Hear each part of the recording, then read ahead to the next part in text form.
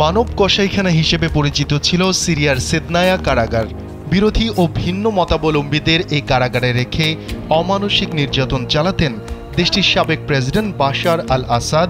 রয়েছে এমন জোরালো অভিযোগ, তার পতনের পর ওই কারাগার থেকে এক মানবাধিকার কর্মী সহ 15 জনের মরদেহ পাওয়া যায়। যারা জীবিত ফিরে এসেছেন তারা বর্ণনা দেন সেখানকার ভয়াবহ নির্যাতনের।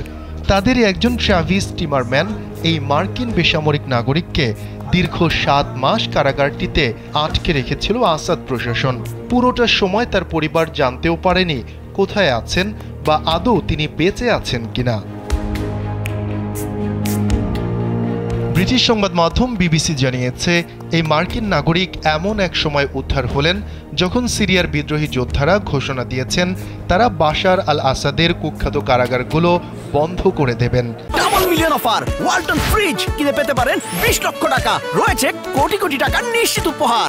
আর এসব কারাগারে বন্দীদের নির্যাতন ও হত্যার সঙ্গে যারা জড়িত তাদেরও খুঁজে বের করে বিচারের আওতায় আনা হবে। সামাজিক যোগাযোগ মাধ্যমে পোস্ট করা একটি ভিডিওতে দেখা যায় টিমারম্যান একটি সোফায় শুয়ে রয়েছেন, আর সেখানে স্থানীয় বাসিন্দারা সাংবাদিকদের সঙ্গে কথা বলছেন। টিমারম্যান বলেন, 7 মাস আগে সিরিয়ায় প্রবেশের পর তাকে গ্রেফতার করা হয়। মার্কিন নাগরিক টিমারম্যান আরও বলেন, আসাদ সরকারের পতনের পর 2 জন ব্যক্তি হাতুড়ি দিয়ে কারাগারের দরজা ভেঙে তাকে উদ্ধার করেন। তিনি বলেন, হাতুড়ির আঘাতে কারাগারের দরজা ভেঙে যায় এবং তিনি জেগে ওঠেন।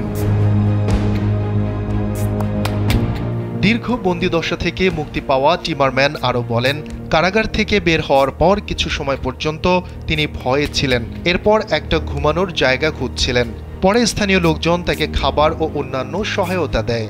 এদিকে মার্কিন পররাষ্ট্রমন্ত্রী অ্যান্টনি ব্লিংকেন বলেছেন, টিমারম্যানকে দেশে ফিরিয়ে নিতে কাজ করছে ওয়াশিংটন। সেদনায়া কারাগারটি দামেস্কের উত্তরে অবস্থিত। বাশার আল আসাদ সরকারের নৃশংসতার সাক্ষী হয়ে আছে এই কারাগার। এখানে হাজারো সিরীয় নাগরিককে বন্দী করে রেখেছিল তার সরকার। আসাদের পতনের পর কারাগারটিতে সিরীয় অধিকার কর্মী মাজেন আল হামাদার মরদেহ পাওয়ার কথা জানায় তার পরিবার।